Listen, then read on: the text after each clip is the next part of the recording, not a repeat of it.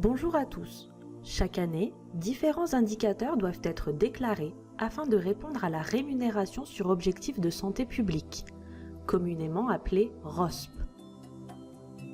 Certains indicateurs sont directement calculés à partir des données issues des bases de remboursement de l'assurance maladie. D'autres indicateurs concernent des données de suivi clinique et sont donc déclaratifs. Aucun justificatif particulier n'est à fournir. Les indicateurs déclaratifs concernent une patientèle médecin traitant, adulte ou enfant, et se rapportent à différents thèmes. Par exemple, pour le thème des conduites addictives avec l'alcool, les indicateurs sont les suivants.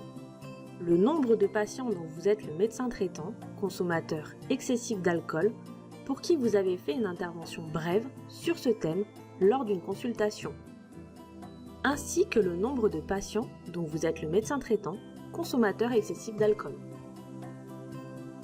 Afin de fournir le nombre de patients concernés pour chaque indicateur, des éléments seront directement retrouvés dans les informations administratives du patient, à savoir l'âge du patient, moins de 16 ans, 4 à 12 mois ou 3 à 5 ans, et le médecin traitant du patient.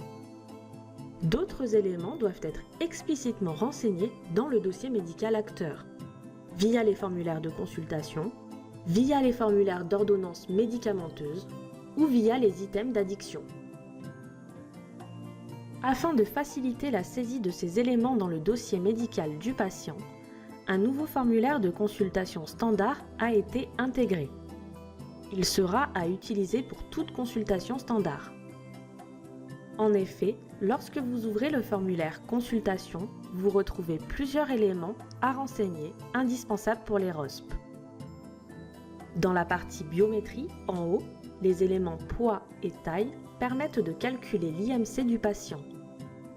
La courbe de corpulence se dessine automatiquement via un clic droit. En bas du formulaire, une partie « Éléments à renseigner pour les ROSP » vous permettra de rapidement saisir les éléments. Si, durant cette consultation avec ce patient, vous avez abordé l'un des thèmes de la ROSP, vous pouvez facilement le spécifier dans ce formulaire.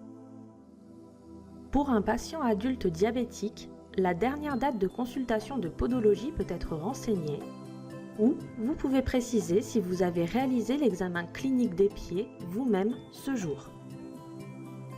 Pour un adulte ayant une conduite addictive à l'alcool ou au tabac, vous pouvez préciser avoir évoqué ce sujet avec lui en consultation ce jour.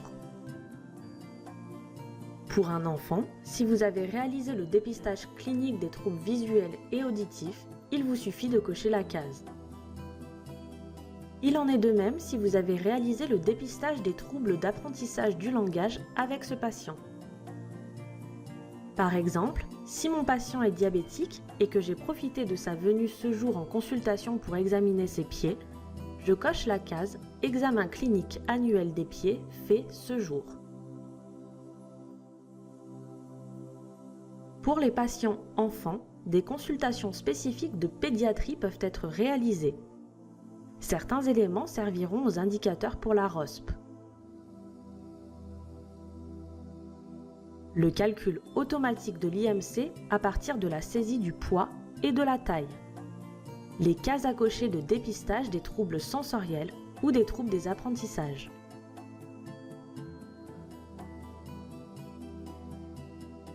Pour l'évaluation du risque cardiovasculaire chez l'adulte, le test SCORE est disponible dans la liste de vos formulaires. Il doit être rempli informatiquement. Pour remplir ce score, vous devez renseigner le sexe, l'âge, le statut tabagique, le cholestérol total et la pression artérielle systolique en cliquant sur la réponse adaptée. Le résultat de ce score est automatiquement calculé et apparaît au moment de son enregistrement.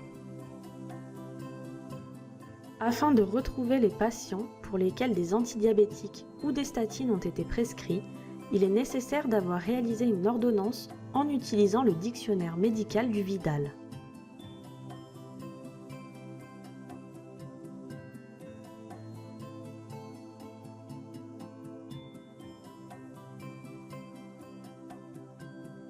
Afin de comptabiliser les patients consommateurs excessifs d'alcool ou de tabac, il est primordial d'avoir précisé l'addiction dans l'item prévu à cet effet. L'item peut être renseigné via la fiche initiale ou bien via le bouton d'ajout dans le bloc « Information principale » ou « Histoire ». Un patient sera considéré comme consommateur excessif d'alcool si un élément addiction nommé alcool existe pour ce patient, que cet élément est actif, qu'il n'a pas de date de fin, et que les termes occasion ou occasionnel ne sont saisis ni dans le libellé ni dans la description. Bien sûr, l'item pas d'alcool ne sera pas comptabilisé. Un patient sera considéré comme consommateur excessif de tabac si un élément addiction nommé tabac existe pour ce patient, que cet élément est actif et qu'il n'a pas de date de fin. Bien sûr, l'item libellé pas de tabac ne sera pas comptabilisé.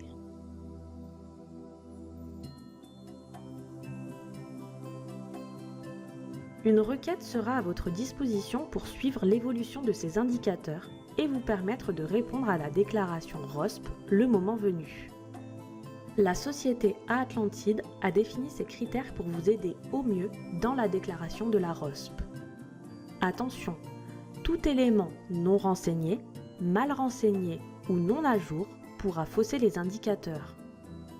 Ainsi, tout élément qui n'aura pas été saisi tel que décrit dans la vidéo ne pourra pas être comptabilisé. Par exemple, une prescription d'antidiabétiques faite sans utilisation du Vidal ne sera pas comptabilisée. Un test de dépistage détaillé dans un champ d'examen de la consultation sans cocher la case ne sera pas comptabilisé.